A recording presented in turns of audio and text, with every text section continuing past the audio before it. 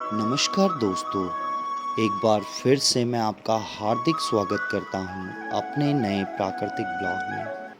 आज के ब्लॉग का विषय है वन्यजीव संरक्षण, जिसे हम अंग्रेजी में वाइल्ड लाइफ कंजर्वेशन भी कहते हैं। यह शब्द हमें उन संसाधनों को बचाने की याद दिलाता है जो कि हमें प्रकृति द्वारा उपहार में मिले हैं।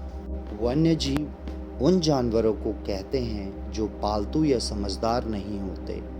ये सिर्फ जंगली जानवर हैं और पूरी तरह से जंगली माहौल में रहते हैं। ऐसे जानवरों की प्रजातियों का संरक्षण ज़रूरी है ताकि प्रकृति का ये सुंदर उपहार विलुप्त होने के खतरे से बाहर हो सके। इसी पूरी प्रक्रिया को हम वन्यजीव संरक्षण अथवा वाइल्ड लाइफ कंजर्वेशन कहते हैं। वन्यजीव संरक्षण क्यों आवश्यक है? Why wildlife conservation is important. जिस तरह इंसान अथवा हम अपनी जीवन शैली, लाइफस्टाइल और आधुनिकता मॉडर्निटी में उन्नति कर रहे हैं, पेड़ों और जंगलों की भारी कटाई कर रहे हैं, उससे वन्य जीवों के आवास नष्ट हो रहे हैं।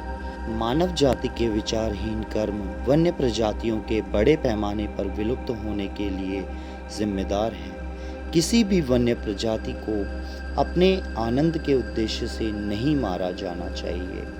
जंगली जानवर इकोलॉजिकल बैलेंस को बनाए रखने में एक मुख्य भूमिका निभाते हैं। इसके महत्व को हम नकार नहीं सकते।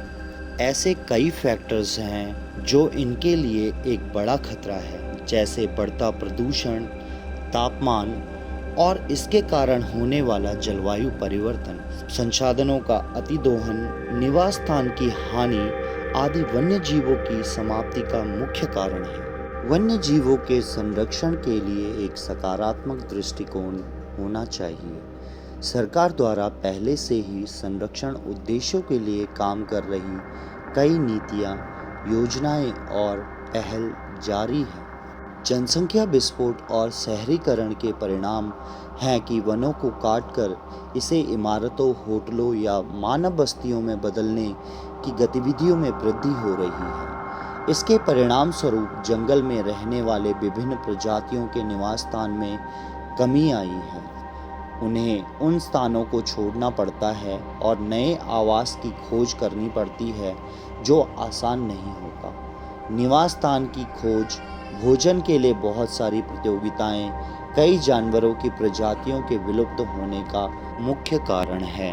वन्यजीव प्रकृति के महत्वपूर्ण पहलू हैं। किसी भी स्तर पर नुकसान होने पर इसके अप्राकृतिक परिणाम भुगतने पड़ सकते हैं। ये पारिस्थितिक संतुलन के लिए जिम्मेदार हैं। इसलिए वन्यजीव संरक्षण हमारी सामाजिक जिम्मेदारी भी है कि हम व्यक्तिगत रूप से वन्य जीवों के संरक्षण में अपना योगदान दें। अब मैं अपनी वाणी को यहीं पे विराम देता हूँ और मिलता हूँ आपसे अगले नए प्राकृतिक ब्लॉग में। आशा करता हूँ कि आपको यह ब्लॉग पसंद आया होगा। ऐसे ही रोमांचक प्राकृतिक ब्लॉगों से जुड़े रहने के लिए मेरे चैनल को लाइक, सब्सक्राइब और शेयर करें। धन्यवाद।